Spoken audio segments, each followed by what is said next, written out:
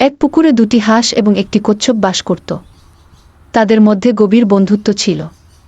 পুকুরের পানি শুকিয়ে গেলে হাঁস দুটি কচ্ছপকে বলল, বন্ধু, এখানে আর আমাদের থাকা সম্ভব নয়, কাজেই এবার আমাদের বিদায় নিতে হবে।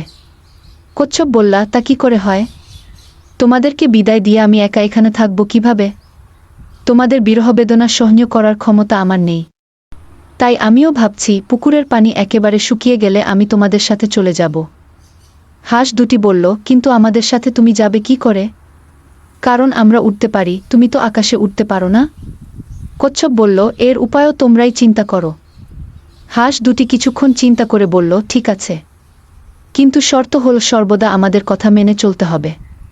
আমরা তোমাকে নিয়ে যখন উড়াল দিব তখন তা দেখে নিচের লোকেরা চেঁচামেচি করবে, কিন্তু সাবধান, তুমি তো শব্দটিও করতে পারবে না।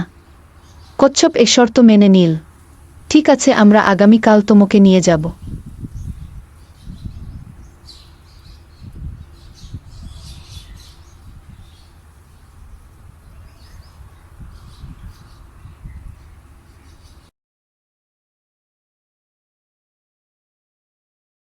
হাঁস দুটি বুদ্ধি করে একটি কাঠি নিয়ে এলো।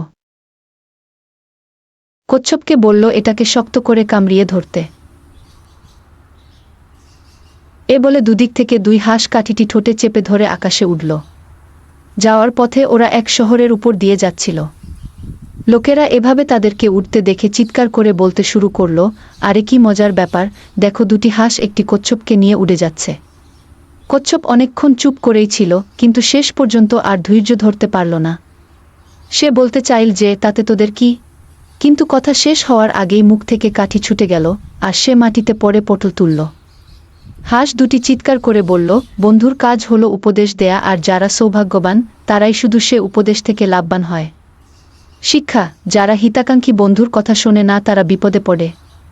পোস্টটি ভালো লেগে থাকলে আপনার মূল্যবান মতামত জানান। চ্যানেলটি সাবস্ক্রাইব করুন।